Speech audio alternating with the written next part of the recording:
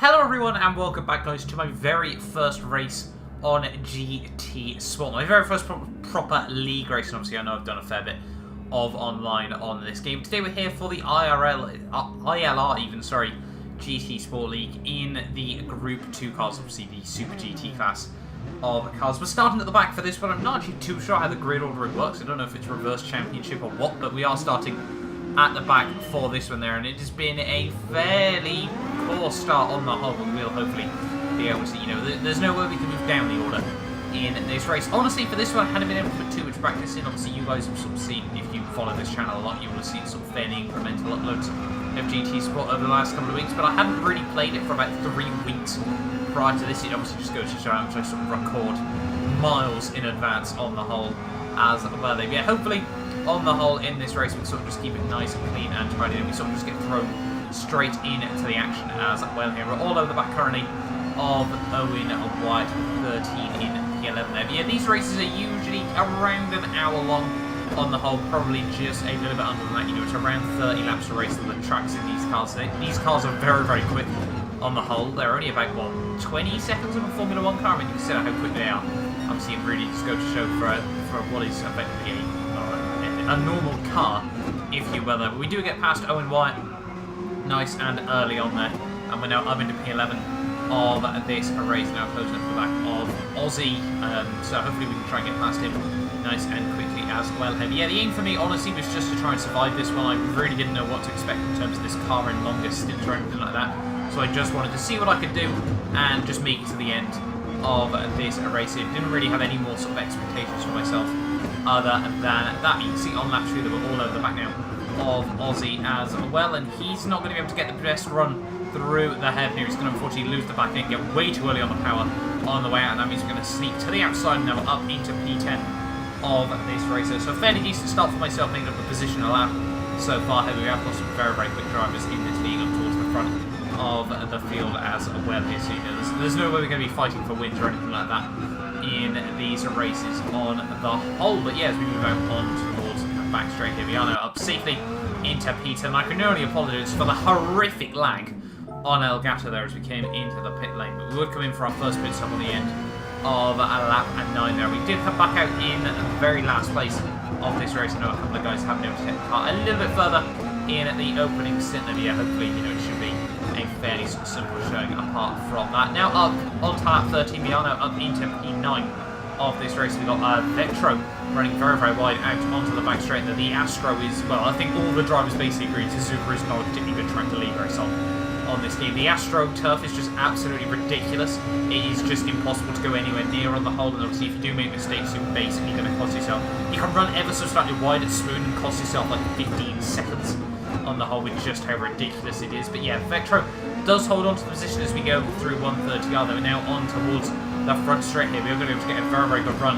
out of the final corner here. Are we going to be able to move to the outside? Yes, we do. We're hopefully going to be able to get the run down in towards turn 1 here. I had tuned the cars to have very, very good acceleration, but not quite as a good top speed there. But coming through in towards turn 1, we are going to try and hold it right on the outside there. A little bit of wheel-to-wheel contact made between the power of the Mclaren but we'll let you get away with that one.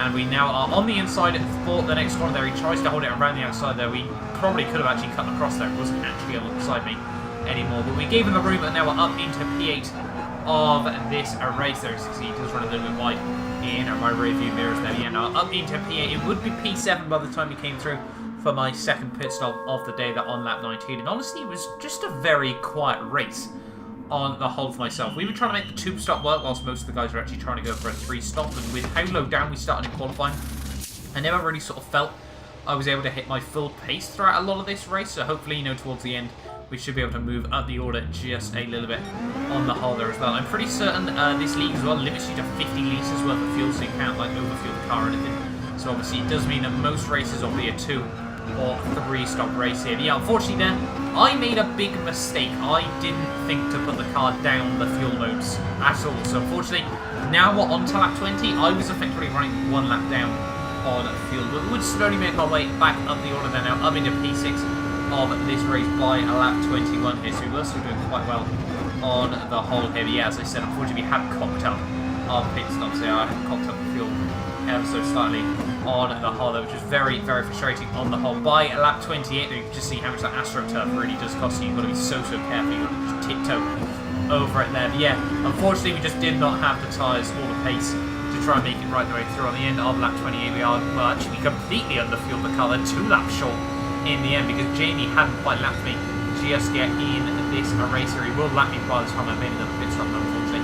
So, you know, we could have probably got away with a little less fuel in the car there. But yeah, through the final corner, we are still up in P6, and we have got quite a big margin to the car behind me here. But yeah, unfortunately, we are going to lose basically all of that by the time we have come through for our pit stop here. We're not going to put too much fuel, obviously, in the car because we're effectively going for a 2-lap dash at the end of this race. Although that'll only actually be 1 lap, with obviously Jamie being able to lap me as well. Yeah, very, very quick pit stop on the whole. We could have probably put even less fuel than that in the car, though. We are still out in P6, though, until, unfortunately, I just completely cock up turn 1 and not really too sure what I did there. Just once again goes to show how ridiculous the AstroTurf is around this track there. I think basically everyone wants it removed for next season there. But that unfortunately leaves me out in the gravel trap there. Jamie's going to lap me, and I think that's 4 Sticks. I can't remember his name off the top of my head. Is also going to be able to move back past me there and now back up into P6